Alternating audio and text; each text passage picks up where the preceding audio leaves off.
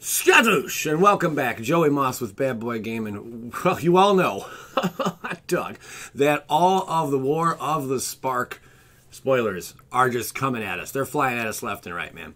Let's go over all the new ones. There's probably about 40 in this list, and some of the cards are so new that they don't even have, like, quality photos of them, like they were leaked from somewhere else, or whatever the case may be.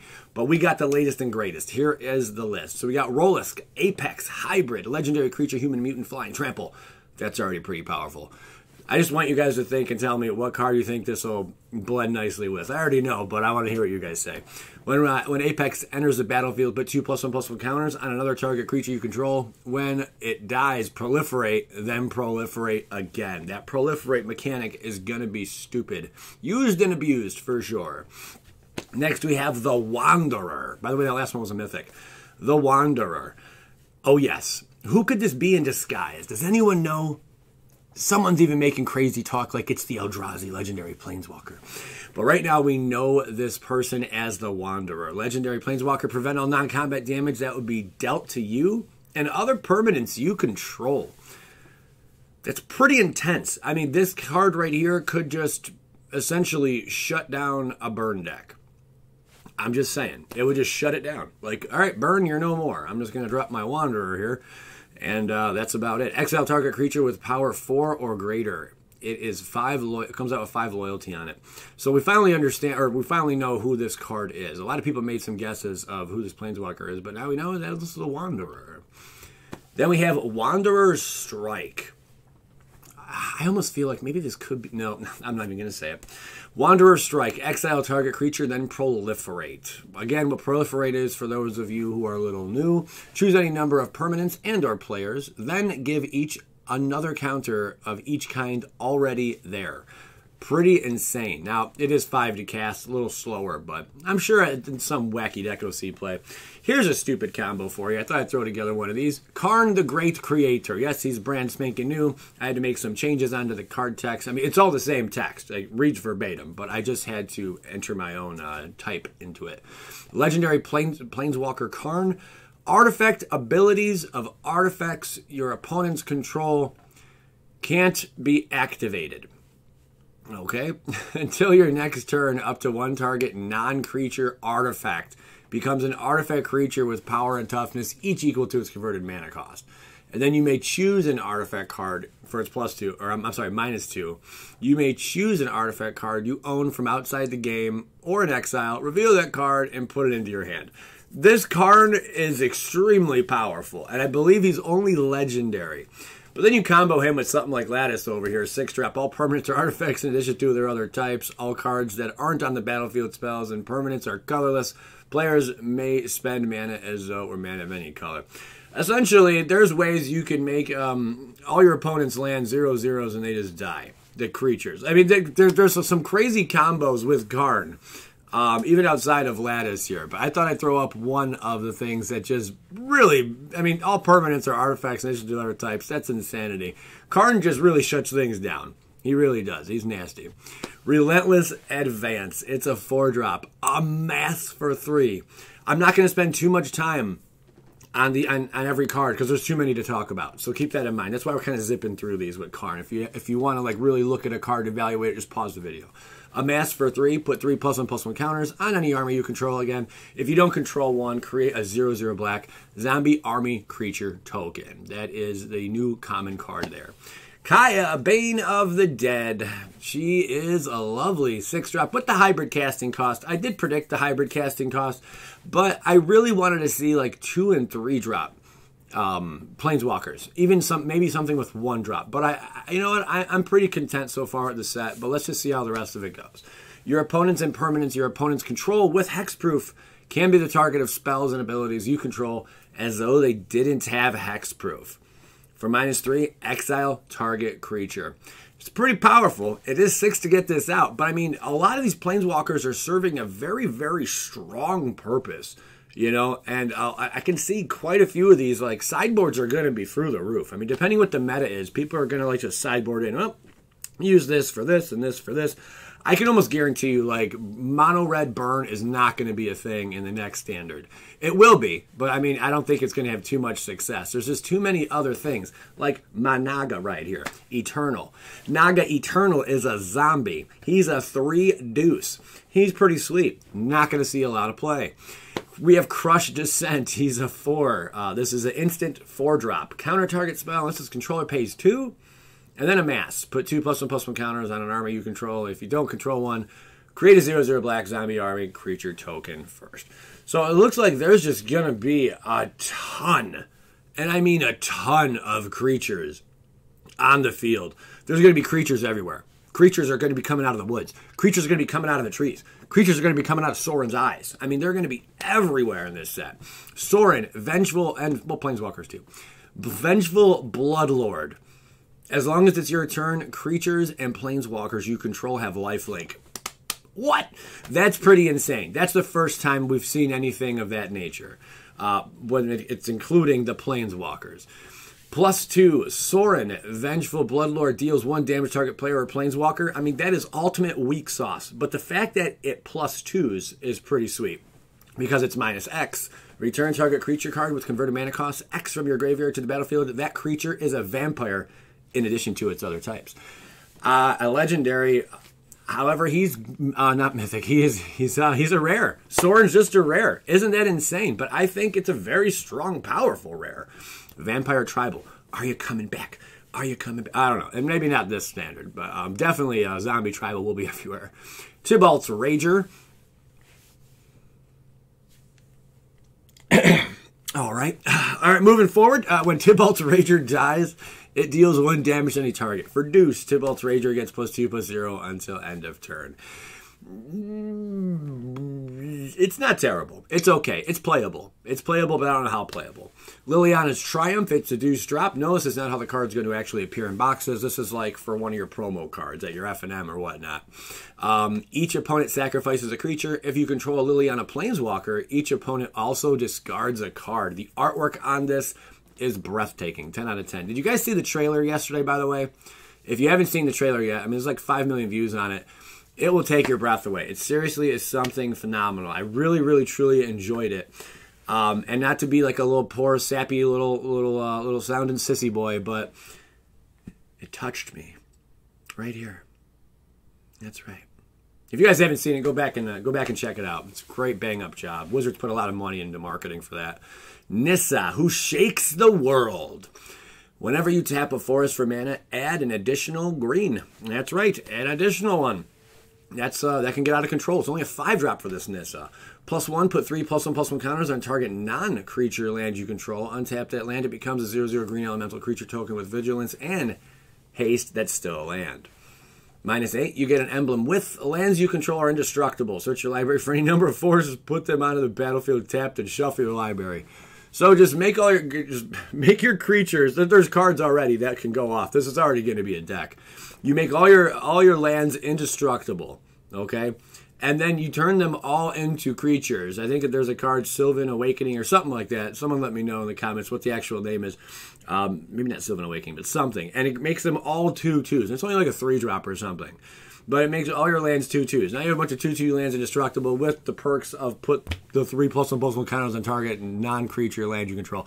Things are just going to get out of control. It's silly sauce. Straight from the Moss Boss. Honor the God Pharaoh. As additional cost to cast a spell, discard a card. Then draw 2 cards, amass 1. So just amass for 1. No, probably not going to see much play. Then we have Vivian, Champion of the Wilds. Here she is in all of her glory, demoted from Mythic to Rare now. Vivian, Champion of the Wilds, you may cast creature spells as though they had flash. That's right, they're coming at you quick, man. +1 until your next turn, up to 1 target creature gains vigilance and reach, which is not too bad. Deal with those pesky little flyers, sure. And it's until the next turn, which I think is pretty cool. It's not just like your opponent, but when this turn ends, you know, it's not until the end of turn, it's until next turn. So you can really, you got Death Touch and Reach on a guy. Beep, beep, beep, beep. I'm poking it. Okay, I want to say killing. Okay. -2. Look at the top 3 cards of your library. Exile 1 face down and put the rest on the bottom of your library in any order. For as long as it remains exiled, you may look at that card and you may cast it if it's a creature card. The new Vivian, Champion of the Wilds, solid. I like that it's only a 3-drop. I do like that she's only a 3-drop. I think that was beautiful. Let's check out her big old pet grizzly. It's a bear spirit. For 4, look at the top card of your library. If it's a creature or planeswalker card, you may reveal it and put it into your hand. If you don't put the card into your hand, put it on top. Put it on the bottom of your library. That's just terrible. I have a bad taste in my mouth now. Storm Conduit. What are you doing, Mr. Handsome here? Mr. Handsome here, whenever you cast or copy an instant or sorcery spell, Storm Conduit deals 1 damage to target opponent or planeswalker. +2, scry 1, -2. When you cast your next instant or sorcery spell this turn, copy that spell. You may choose new targets for the copy. There was a card, I can't remember what it was for the life of me, but holy crap. Did it combo well with this? If someone can think of it, by all means, please let me know. I saw this preview last night, and I'm just laying there in bed next to my girl, and I'm like, this is going to go great with this card. And I'm looking at it like, oh my god, oh, it's so powerful. I can't remember all the details to it, but it was 1 card. It's in standard too. Pretty neat. The card I showed you guys was something back from Modern, but the combo there. But yeah, it's really cool. And also, if you notice, with the rarity of these cards, how it goes. So if you're a rare planeswalker, you get like 2 loyalty abilities, like a plus and a minus. When you're uncommon, you're just gonna die. Your planeswalker is ultimately gonna die. It's an uncommon planeswalker. You keep minusing it until there is no more. Well, it will have 1 left if nothing damages it. But then you have your mythics, which have 3 loyalty abilities. I don't know if anyone caught that, but I mean, I just thought I'd point that out. So then here we have Chandra in rare. She has 2, see, loyalty abilities.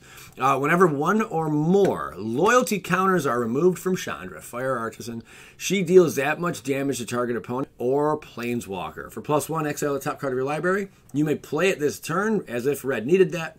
-7, exile the top 7 cards of your library. You may play them this turn. You have to spend mana in order to cast them. But the fact that you can easily just accelerate and just drop a bunch of cards, that's what Red's been doing lately, and that's what Red seems to always do. Chandra is definitely going to do that for a red deck. There you go. Paradise Druid is a deuce drop. I do love the artwork on this one. She looks so lonely, but so peaceful at the same time. Creature Elf Druid. Paradise Druid has hexproof as long as it's untapped. Pretty cool. I like that. If only it couldn't be countered. If it said can't be countered, not that you'd want to counter one of these. A lot of people don't really counter like an elf or something. It does happen though. Like a mana dorks do get countered. But in this case, I think it would be cool if they would have just went all out. Make it so it can't be countered also. Add 1 mana of any color. That, my friends, is extremely powerful. This Druid is uncommon. This Druid will be worth something. This Druid is pretty amazing. Oh, that's all I'm saying. Arland, Voice of the Pack. I'm sorry, I'll stop doing that. You hear that? That's me. Arland, Voice of the Pack is a 6-drop. Legendary Planeswalker Arlene. Each creature you control that's a wolf or a werewolf enters the battlefield with an additional +1/+1 counter on it. That's pretty sweet, I guess. I mean, I don't know if you're going to want to run this in like a commander deck, but you could. -2, create a 2/2 green wolf creature token. So as you can see what I was mentioning earlier, eventually they're going to die. They won't die because you can't minus it if you don't have the loyalty abilities, so they made it all like an odd number. So you -2 until you get to 1, and then she's just useless at that point unless you put counters on them. That's kind of how these uncommon ones work. But from commander players, I want to hear from you guys. How do you feel about these uncommon planeswalkers? Has anything really stood out? Are you looking at them like, oh, I can make good use of this and throw it into a build? I know it doesn't say this could be your commander, so you technically can't use it as your commander. But maybe that'll be a rule change. I wonder if they're going to change the rule on that. I wonder. Probably not, though, because there's some really powerful planeswalkers that just do not deserve, or they do deserve, but they should not be commanders, though. Arlines Wolf. Here's our little friend here. Arlines Wolf can't be blocked by creatures with power 2 or less. It's a 3/2. Not terrible, especially if it combos with the other card, but it's just kind of late. I just don't see it being that strong. Just a little pet that doesn't do a whole lot. Decent, but, I mean, really, nah. Nicole Bolas, the big sauce. This is the cheese, man. You guys wanted the cheese factory. Here you go. I brought you to Wisconsin, and here it is. Nicole Bolas, Dragon God. Sorry, I forgot to put up the other text here. Nicole Bolas, Dragon God, has all loyalty abilities of all other Planeswalkers on the battlefield. What? That's stupid to begin with. It's +1, you draw a card. Each opponent, this is God mode. It even says, Nicole Bolas, Dragon God. You draw a card, each opponent exiles a card from their hand or a permanent they control. Oh man, that's a +1. It's -3. Destroy target creature or planeswalker. It's -8. Each opponent who doesn't control a legendary creature or planeswalker loses the game. Oh my God. This thing is going to force people in standard. And it's somewhat difficult to cast, but not really. This is going to force people. Like, truly, man, Mox will help this thing out, too. Mox is going to be played. You're going to see Mox in a lot of builds. But this card is going to force people to make these multicolor legendary decks. Otherwise, you're just going to die. You're just going to lose the game, little Bob. You don't want to be a little Bob. That Nicole Bolas is ridiculous. Here's the new Niv Mizzet Reborn. It's got flying. When Niv Mizzet Reborn enters the battlefield, reveal the top 10 cards of your library. For each color pair, choose a card that's exactly those colors from among them. Put the chosen cards into your hand and the rest on the bottom of your library in a random order. Basically sounds like your typical Niv Mizzet. Somewhat. It is a big old 6/6. Powerful card. This is mythic. This is a very beastly dragon avatar. I love the dragon avatar. Avatars are very powerful, if you didn't know. But yeah, let's hear your guys' thoughts on this one. It's Niv Mizzet. He's big, he's bad, he's powerful, he's Niv Mizzet. Teo's Light Shield. Sorry. When Teo's Light Shield enters the battlefield, put a +1/+1 counter on target creature you control. It's a 0/3. No one's going to play that. Moving forward. We have Karn's Bastion. Add a colorless. For 4, proliferate. One more time for you guys. Choose any number of permanents and or players. Then give each another counter of each kind already there. This is a land that adds colorless. Are you guys paying attention? I'm just pointing this out. We're going to see some Eldrazi soon, man. I'm just letting you all know. We're going to see some big creatures of the Eldrazi sort. Maybe not in this set, but in the upcoming set, possibly 2. We will see it. Proliferate for 4, ridiculous. Well, not proliferate for 4, but tap. You spend 4, tap it, and then proliferate. But the fact that you can do that again and again is just obnoxious. Samut Tyrant Smasher. Not again and again. You gotta wait a turn, but you can proliferate on demand. Samut Tyrant Smasher for 4. Creatures you control have haste. It's pretty cool. -1, target creature gets +2/+1 and gains haste until end of turn. Scry 1. Creatures you control have haste. Target creature gets +2/+1 and gains haste until end of turn. Scry 1. Why would they put that on there? The additional haste. We already know. It says creatures I control have haste. I already know that. So target creature gets +2/+1 and gains haste. It already has haste. Because my creatures have haste. Okay. If someone wants to explain that to me, by all means. Maybe there's some rule I'm overlooking here, but there you go. Pretty decent, though. -1, you know. Here's another Kiora Behemoth Beckoner. Have you noticed the artwork on these? It just doesn't look that powerful on the uncommon planeswalkers. But then the mythic and the rare planeswalkers, they went all out on the artwork there. It's kind of interesting to see that. Like, they had a few different designs or whatnot. I think she's standing on an Eldrazi. I'm just saying. It kind of looks like an Eldrazi. I could be way wrong. No, I think she's on her little... No, she's on her little serpent, right? That's not an Eldrazi. She's on her little rayfish, right? That's right. She's on her rayfish. Her little fish ray. Whenever a creature with power 4 or greater enters the battlefield under your control, draw a card. -1, untap, target, permanent. Untap, target, permanent. This thing starts with 7 loyalty on it. So you can untap 6 times permanents, unless you're splashing around all the proliferate counters and stuff, which Proliferate's just going to, man, there's going to be so much proliferation going on up in here. Ah, man. There's going to be a lot of, I'm just thinking about all the combos I can already do in this meta. It's insane. Here we go with Jace, Wielder of Mysteries. Again, I can't spend too much time on every card. We got 4-drop. If you would draw a card while your library has no cards in it, you win the game instead. Target player puts the top 2 cards of their library into their graveyard, draw a card. -8, draw 7 cards. Then, if your library has no cards in it, you win the game. Anyone want to tell me who this sounds like? What card does he just seem to go hand in hand with? I will let you guys tell me in the comments. Davin's Veto. It's a 2-drop in Azorius. This is one of those promo cards again. You will not receive these in an actual box this way. This spell can't be countered. Counter target non-creature spell. That is powerful. Especially for those games that are just going to be counter ridiculousness. Now, it can't be you can't counter a counter. Look at that. A counter that can't be countered. Uncounterable counters. What will we think of next? What will they see next? Cruel Celebrant. She's cute. Look at her. Aw, she could have been on Broadway if she wanted to. Deuce Drop. Vampire. Whenever Cruel Celebrant or another creature or planeswalker you control dies, each opponent loses 1 life and you gain 1 life. It is a 1/2. I do like that. Whenever Cruel Celebrant or another creature or planeswalker you control dies, each opponent loses 1 life and you gain 1 life. Oh, hot dogs! We needed this really bad. I think a lot of you are excited. It doesn't say human on it, though. I wish it would have said human. It says vampire. That's the only downfall I see in that card. But otherwise, pretty cool card. Teferi, Time Reveler, 4/3. Each opponent can't cast spells. I'm sorry. Can cast spells only any time they could cast a sorcery. Wow. So that's restricting you. You can't just, you can't use your instant, or you can't, you have to do it only as sorcery. So you can't use an instant as an instant. That does shut down some things. That means you can't cast spells on your opponent's turn. Teferi's going to shut people down. That's pretty balls, man. That's crazy. +1 until your next turn. You may cast sorcery spells as though they had flash.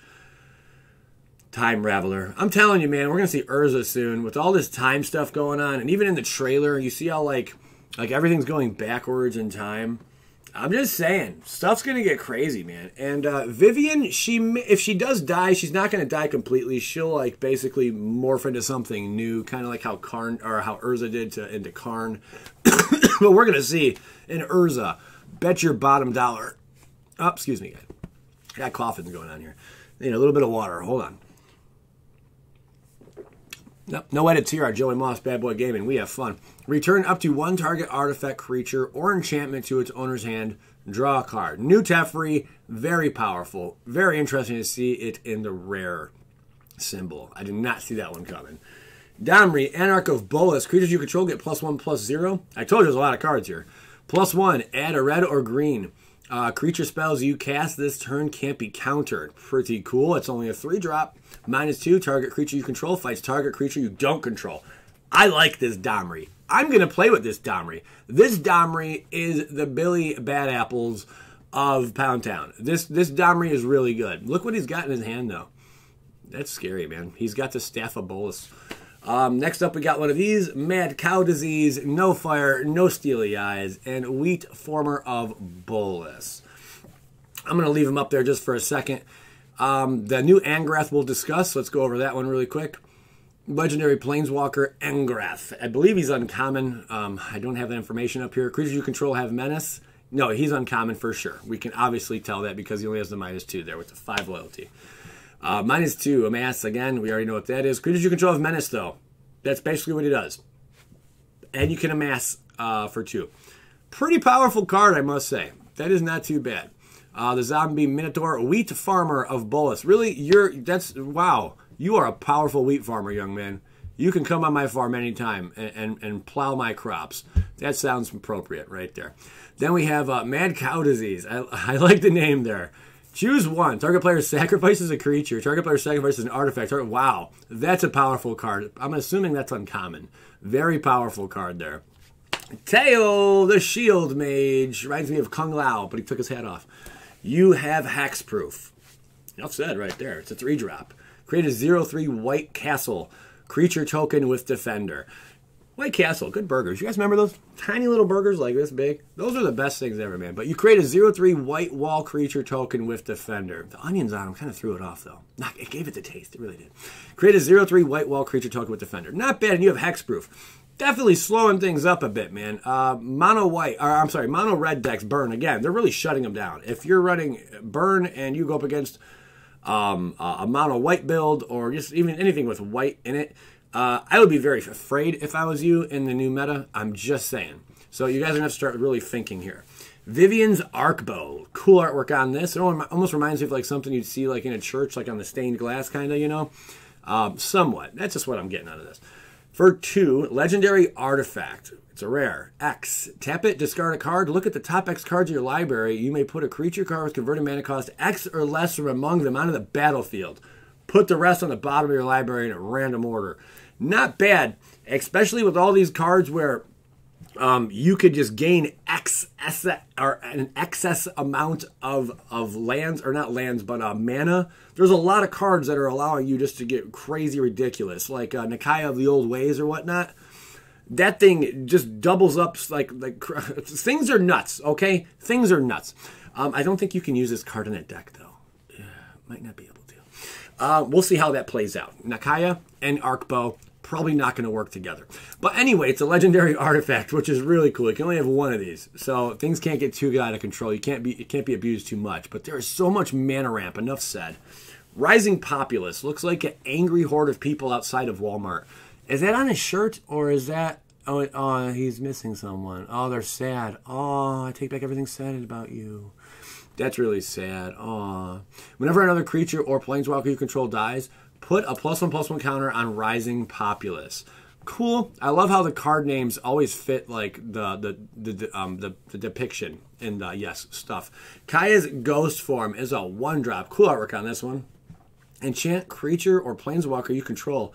When enchanted permanent dies or is put into exile, return that card to the battlefield under your control.